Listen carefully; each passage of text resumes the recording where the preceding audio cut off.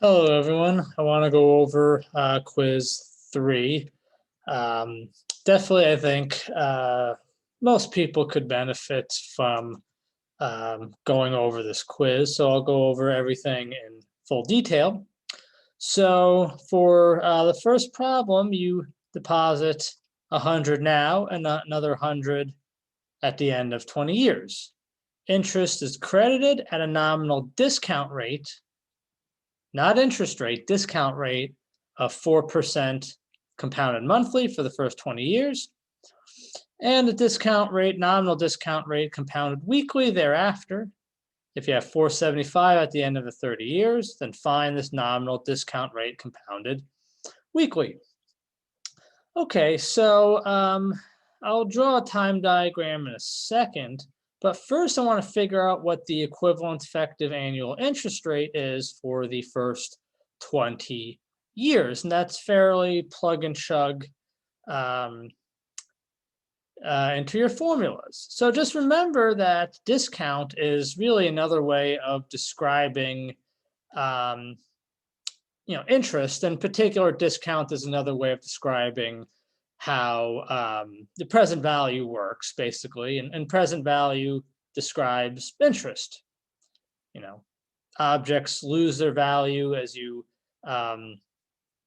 go forward, or sorry, objects, as you go back, objects lose their value in time. That's what present value basically tells you. So right, so for the first, I'll leave some space here for a time diagram. So first 20 years. Well, we're given D12 is 4%. So let's get a formula for discount, equivalent effective annual discount, and then plug into our formula for the equivalent effective interest rate. And then we can start with our time diagram. Probably should give myself a lot more room. So actually, that's just fine. I'll do a time diagram below this. So it's 1 minus, so it's just plug and chug into our formula. 1 minus D12, or 1 minus parentheses, 1 minus D12 over 12 raised to the 12. Well, we know that this is 0.04.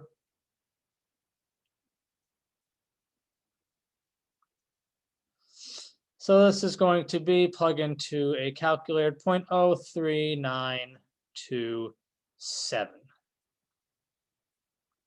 Okay, so that means my interest rate, which is given by D over 1 minus D, is going to be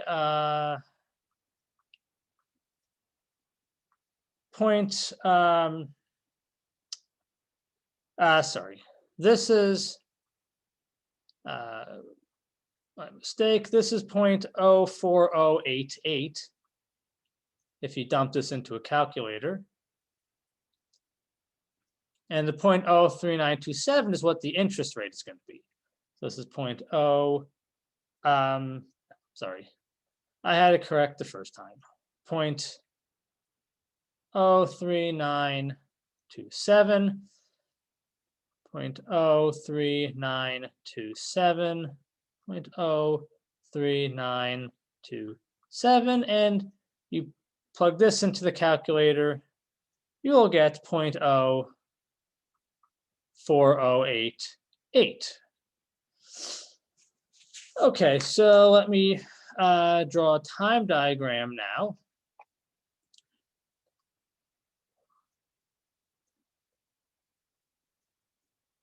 So yeah, so in 20 years, you make a deposit of 100, and let's say this is after 30 years. So here's your first 100. Okay, so we know for the first 20 years, interest is 0.04088. that here.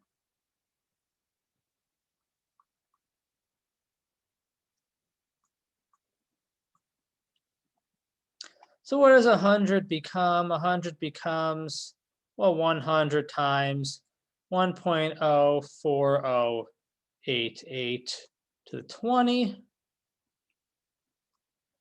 And that is, well, it's just going to be 222.85033. So we don't know what interest is here. So I'll just say I equals question mark. We have no idea. Right, but whatever I is here, this 222.85033 accrues 10 years of interest. So 222.85033, 1 plus I to the 10th. Right, and let's not forget about the $100 deposited at the end of 20 years. Well, what does that accrue to? Well, it accrues 10 years of interest at an interest rate I. We don't know what I is. Right, so right, so this gives us, add this up, we get $322 and roughly 85 cents times 1 plus I, and we're given that we have 475 at the end of the 30 years. So 470, sorry about that, 475 equals, add these up, 322.85033, 1 plus I to the 10th. So you get that I is going to be 0.03937, right? But I'm asking you for nominal discount compounded weekly, so we have to go convert this interest rate, this equivalent effective annual interest rate for the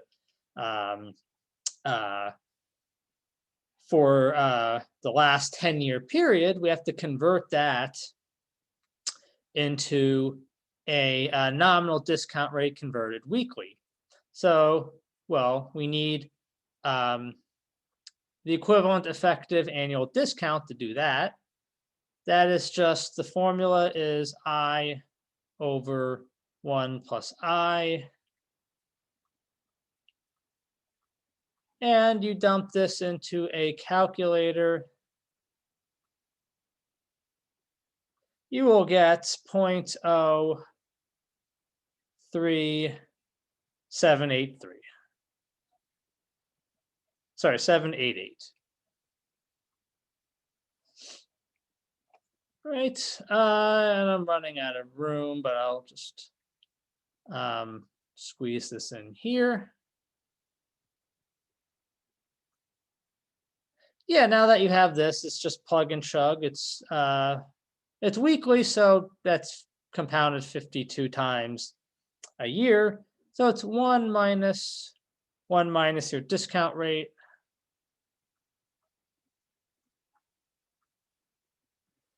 One over 52. And this is 0.03860. So very similar to one of the homeworks, I forget which, but right. And I'll quickly do the other version because it was a little different. Okay, so right here, interest is credited at a nominal discount rate for 4% monthly for the first 20 years. So that part is the same. So for the first 20 years, we have I is exactly the same 0.04088. And again, here I is for the first 20 years, the equivalent effective annual interest rate. Again, that's just because that portion of the problem is exactly the same in both versions. Okay, what I have underlined here is exactly what I have underlined here. Okay, so now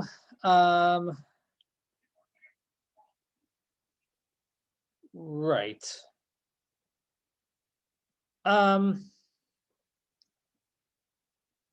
Right, so you also, just like the previous, the other version, in both versions, you deposit 100 now and another 100 later. So the same time diagram that I have here absolutely applies. Okay. Except we have 500 at the end of the 30 years. So instead, it's going to be 500 is going to be 322,85033, 1 plus I to the 30th. And here I is the interest, the equivalent effective annual interest rate for basically the last 10 years. So here you get I is 0.04471 over 0.04471. And here I'm asking you for nominal interest compounded weekly. So let's figure out what that is.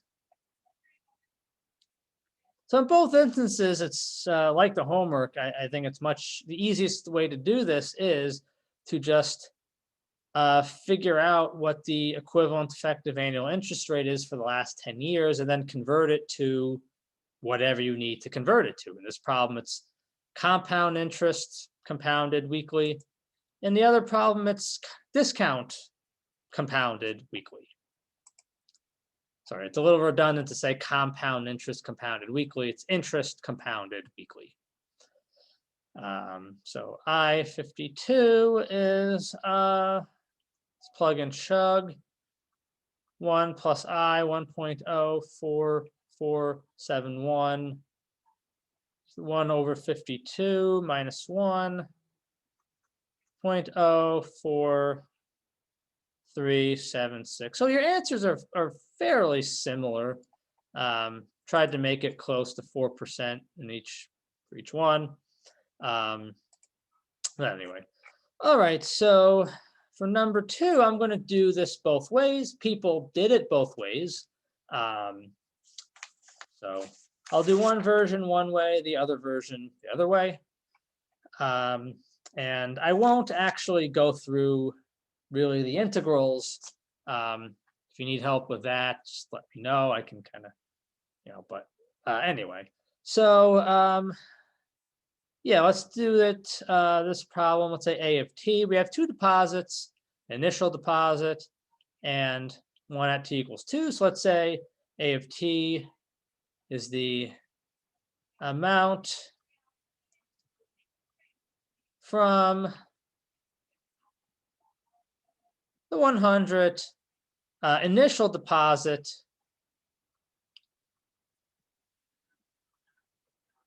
after t years, and B of t is the amount from the deposit X, whatever X is, after t years.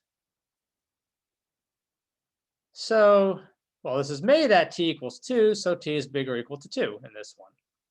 Here, t is bigger or equal to 0. All right, so we want A of 4.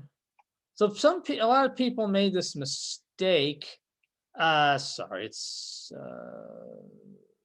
whoops, doing the wrong one. Apologies. 150, not 100. Sorry about that.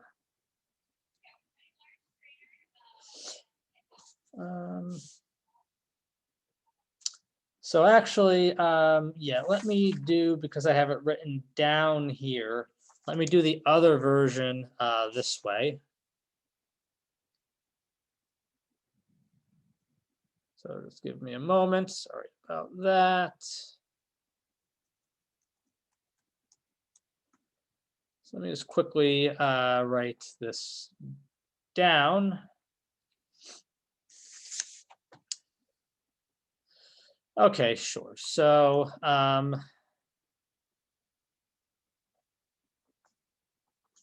of t is amount from the 100 deposit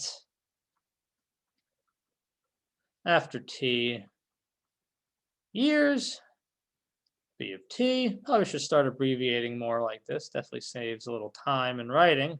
Amount from the deposit x after t years. So t is bigger or equal to 2. All right. All right, so let's get on with this one. Okay, so we want, well, we know there's 350 when t equals 3. And here, the 100 absolutely accrues 3 years of interest. Just because this is a piecewise function doesn't mean you stop at 1. So A of 3 is going to be plug and chug. It's A of 0, e to the integral 0 of 3. Right, so let's get this integral here. Put in parentheses. So it's 0 to 1, 0.06 t dt plus 1 to 3.00 t squared dt. So you get well, this is just going to add up to 0.056. So this is just 100 e to the 0.056. That's 105. Oops. What the hell happened there? Anyway, 105 and roughly 76 cents. 75.977.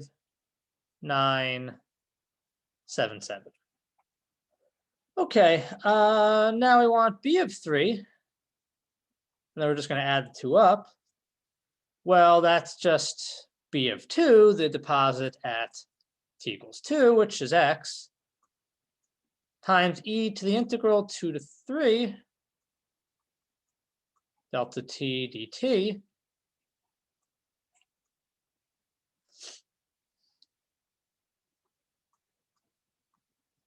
So this is going to be, well, here, it's just 0.003 t squared dt.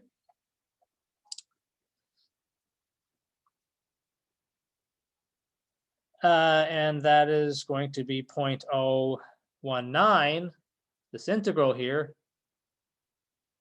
So it's going to be roughly 1.01918 x. All right, so add the 2 up. So we're given that 350 is how much is in the account after 3 years. So it's, yeah, add these up. 105, 75977.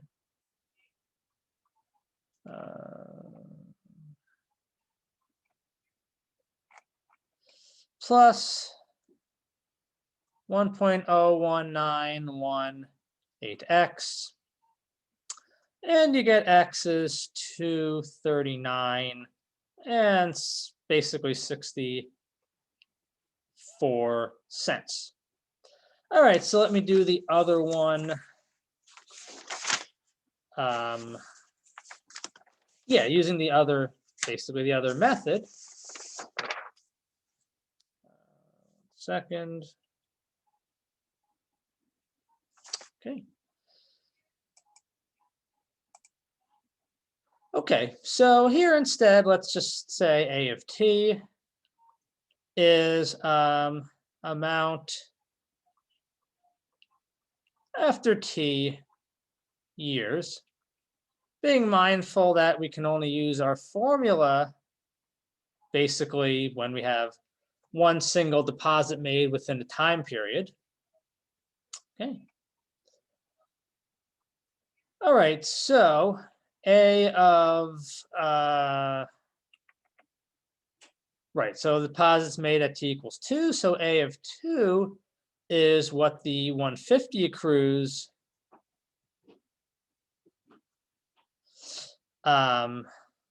between 0 and 2, plus the deposit of x. Right, so yeah, I'll just write down roughly how to do this integral.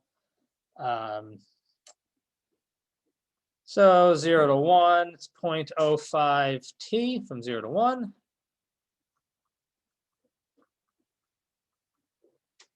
1 to 2, 0.002 yeah, sorry, 0.002 t squared t. And this is just 0.02967.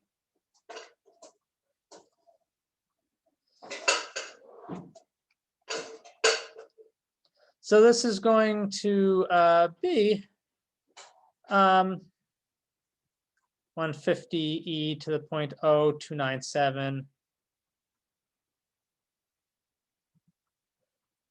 plus x. Well, I don't have room for this, so I'm going to erase this. And you just throw that into a calculator, you get 154 51718 plus x. Right. Okay, so that's how much is in the account after 2 years. We now treat that as if it's a deposit and just redo our formula from 2 to 4. We kind of treat it as if this is our deposit at t equals 2. Right, so A of 4 is A of 2 e to the integral 2 to 4 delta t dt. 154. So it's a little messier, I guess. Sometimes it's a little messier, this method. Sometimes it's not. It's up to you. I think the only pain of this method here is if you have multiple deposits, writing A of t, B of t, C of t, whatever. But anyway, I don't think you're going to encounter that on exam FM.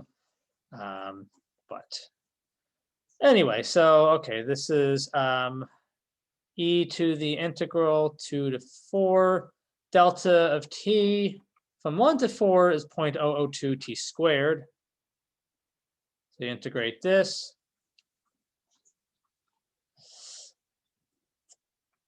And I should say, sorry, we're given that A of 4 is 350. Sorry, 400. It was 350 for the other one. So this is 400. It's a little smaller.